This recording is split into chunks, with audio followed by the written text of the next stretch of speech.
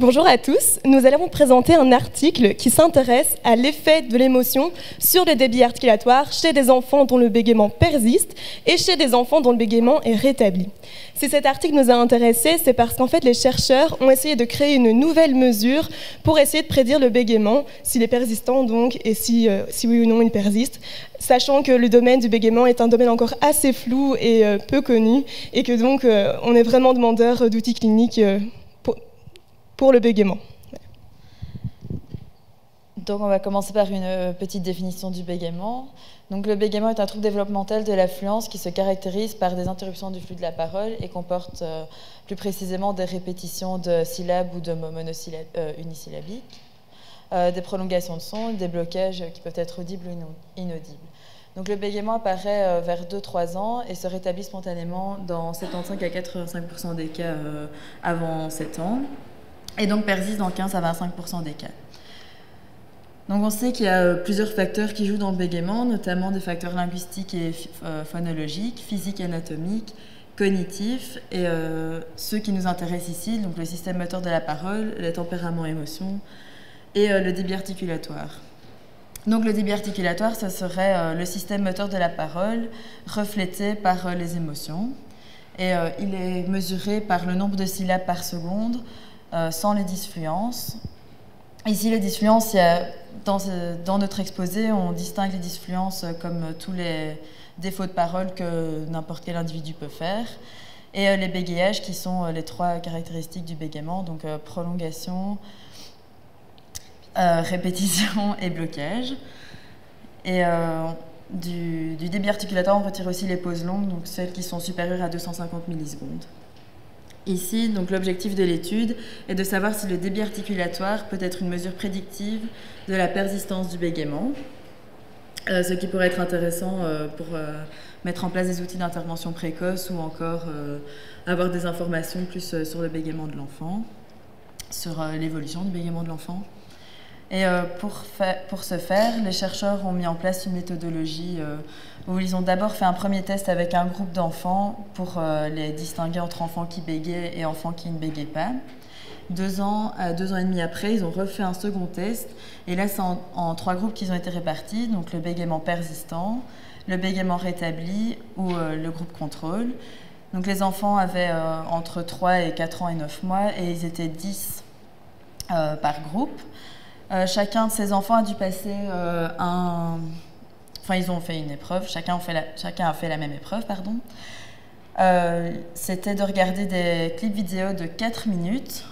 En premier, c'était une condition neutre. Donc là, c'était simplement un aquarium avec des poissons. Ensuite, aléatoirement, c'était la condition négative et positive. La positive, c'était plus dans la joie ou la bonne humeur. Et la condition émotion négative, où c'était plus la peur ou la colère.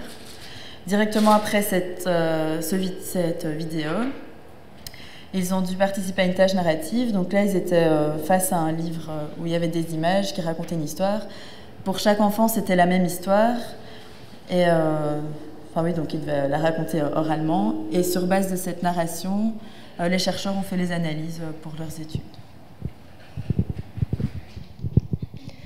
Les chercheurs ont donc postulé comme hypothèse que le débit articulatoire des 3 groupes serait différent dans les 3 conditions. Et ils ont d'abord décidé d'analyser donc toutes les productions, donc que ce soit les disfluences que donc nous-mêmes nous produisons, tout ce qui était bégayage donc vraiment propre au bégaiement, et tout ce qui était fluent. Ensuite, ils ont décidé d'analyser uniquement les énoncés fluents, et enfin, ils ont décidé de comparer les 2 groupes de bégaiement par rapport aux énoncés fluents et non fluents pour voir s'il y a des différences entre les 2 groupes. Les 2 premiers graphiques que vous pouvez voir donc, sont les 2 premières analyses. Donc à votre gauche, si je ne me trompe pas, ce sont les analyses par rapport à tous les types d'énoncés. Et à droite, donc, seulement les énoncés fluents. Sur l'axe des X, on voit donc les 3 différents groupes. Donc, bégaiement persistant, bégaiement rétabli et le groupe contrôle, par rapport donc au débit articulatoire qui va de 2 syllabes par seconde à 3,4 syllabes par seconde. Et donc tout ça par rapport aux différentes conditions. Donc vous avez en rose la condition neutre, en bleu la condition négative et en gris la condition positive. Ce qui est intéressant de voir sur ces deux graphiques, c'est qu'en fait, on retrouve les mêmes choses. Donc, peu importe en analysant 15 énoncés, on retrouve les mêmes caractéristiques. Donc, on ne voit en fait qu'un seul groupe est réellement influencé par l'émotion, et c'est le groupe de bégaiement persistant qui est vraiment influencé par l'émotion négative, puisqu'on voit qu'après avoir vu la vidéo négative, ils ont un débit articulatoire plus lent. Et les deux autres groupes, en fait, eux, ne montrent pas tellement de différence après avoir vu n'importe quelle vidéo. En comparant ensuite les deux groupes de bégaiement, on voit qu'en orange, ce sont les énoncés fluents et en turquoise, les énoncés non fluents. On voit en fait que les énoncés non fluents des deux groupes sont assez équivalents et du coup, ils ont un débit articulatoire assez proche. Et comparé aux énoncés non fluents, les groupes de bégaiement rétablis parlent bien plus vite. Donc ce qui est vraiment intéressant de retenir, c'est que dans le bégaiement rétabli, les enfants parlent plus vite et quand ils bégayent, ils parlent bien plus lentement, presque comme les enfants dont le bégaiement persiste.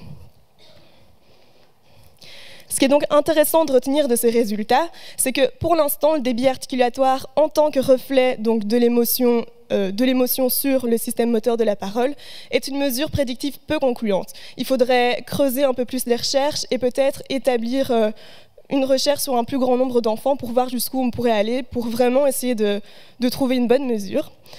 Mais on sait tout de même qu'un groupe a été impacté par l'émotion, et c'est le groupe de bégaiement persistant. Et là, ce qui était intéressant de savoir, c'était pourquoi. Les chercheurs ont fait des liens avec ce qui existait déjà dans la littérature, et ils se sont dit que c'était peut-être tout d'abord une certaine sensibilité aux émotions négatives.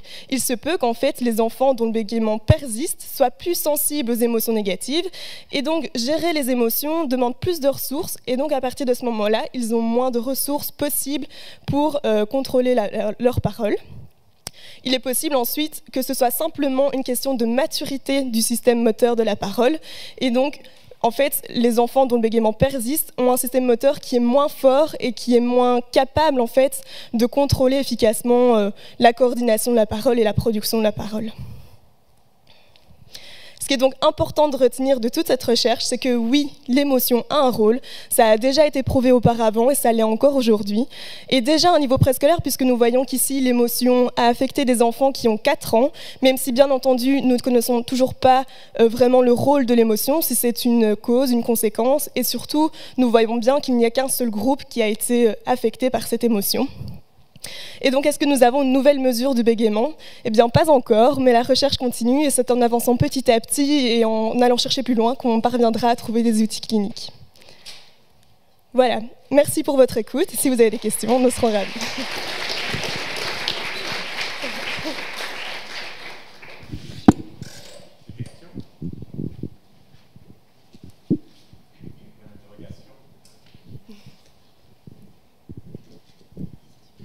J'ai pas trop bien compris en fait la dia sur le groupe de bégaiement rétabli, en fait, quand vous dites qu'il parle plus lentement à un moment donné ou plus rapidement à un autre moment. Merci.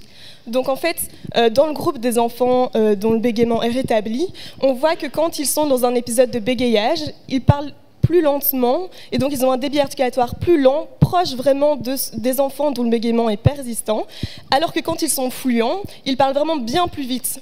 Et du coup, c'est ça la différence qui est importante et qu'on ne remarque pas dans le groupe de bégaiement persistant. On voit que dans le groupe de bégaiement persistant, la différence entre les énoncés fluents et non fluents est assez petite et donc ils ont un débit articulatoire assez semblable, alors que dans le groupe de bégaiement persistant, rétabli, on voit vraiment une différence entre les deux, où ils sont très fluents à un moment et puis vraiment beaucoup moins fluents à un autre. Voilà.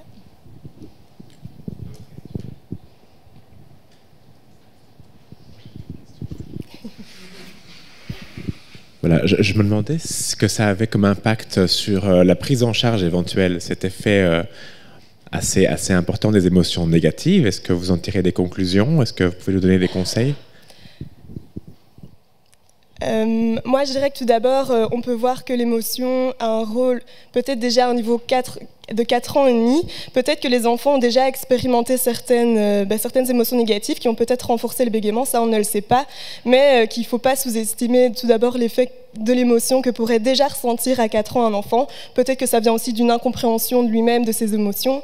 Et on sait que vraiment, dans le bégaiement, l'émotion est importante, même au niveau adulte. Et du coup, si on est plus sensible directement à bien observer les émotions des enfants quand ils sont jeunes, et donc peut-être même à leur apprendre à mieux réguler leurs émotions, ça pourrait peut-être déjà leur permettre, peut-être pas de réduire complètement leur bégaiement, mais de mieux se connaître, d'être mieux aptes en fait à se connaître eux-mêmes et à réguler leurs émotions. Et votre collègue est d'accord avec vous? Oui, oui, ben c'est un peu ça qu'on pense. Et aussi le fait, enfin oui, comme elle l'a un peu dit, de très tôt, peut-être quand on remarque qu'il commence déjà à y avoir des difficultés dans l'affluence de la parole, peut-être plus se concentrer sur leurs émotions et ouais, vraiment à ce qu'ils puissent les réguler le plus tôt possible, quoi. Ok. Quelqu'un d'autre? Non, alors j'ai une dernière petite question pour vous. Et je vais vous faire réfléchir un petit peu. Vous proposez qu'il y a deux façons d'expliquer ces résultats. Une première étant que les personnes, enfin que ces jeunes enfants qui vont avoir un bégaiement persistant ont en fait une sensibilité plus importante aux émotions négatives d'une manière générale. L'autre étant qu'ils pourraient avoir un système moteur qui est un peu plus fragile. Je ne suis pas sûr de bien comprendre la différence entre ces deux possibilités, mais est-ce que vous pouvez penser une manière de départager ces deux explications possibles? Qu'est-ce que des futures recherches pourraient faire? Excusez-moi. Qu'est-ce que des futurs chercheurs pourraient faire pour essayer de les départager, par exemple? En fait, la différence, il y a le système moteur de la parole d'un côté, donc là c'est vraiment tout ce qui est moteur, et de l'autre côté il y a les émotions. Et ici justement dans l'article, la variable prise en compte, c'est le débit articulatoire qui est un mix des deux, si on peut dire. Donc c'est vraiment le débit articulatoire, c'est le système moteur de la parole influencé par les émotions. Donc je sais pas. En fait aussi, ce qui se passe, c'est que pour moi, les deux hypothèses sont pas forcément indissociées, mais peuvent être justement liées. C'est peut-être à la fois une faiblesse du système moteur de la parole qui est moins fort, et donc peut-être qu'en clinique, on pourrait essayer de réfléchir à tout ce qui est renforcement ou de la maturité. Dans quelle mesure c'est possible, je n'y ai pas réfléchi, mais donc pour moi, c'est pas forcément à dissocier. Et surtout, en fait, on sait que cette étude s'est intéressée au débit articulatoire en tant que reflet de l'émotion sur le système moteur de la parole, parce que déjà, en fait, le débit articulatoire n'était pas une mesure suffisamment forte pour prédire en fait dans quelle mesure le bégaiement était important, et donc en tant que mesure lui-même du système moteur de la parole. Donc peut-être qu'à l'avenir, plus tard, voir si essayer de faire d'autres recherches avec une autre mesure que le débit articulatoire sur le système moteur de la parole, pour voir s'il y a vraiment une question donc de fragilité, on va dire, du système moteur de la parole, mais sans prendre le débit articulatoire comme mesure. Alors peut-être elles ont proposé une étude au niveau du cerveau, mais peut-être qu'il y a moyen d'autres mesures, peut-être aussi au niveau du muscle, ou voilà, je ne sais pas trop dans quelle mesure on pourrait réfléchir à ça, mais vraiment pour essayer d'écarter le débit articulatoire.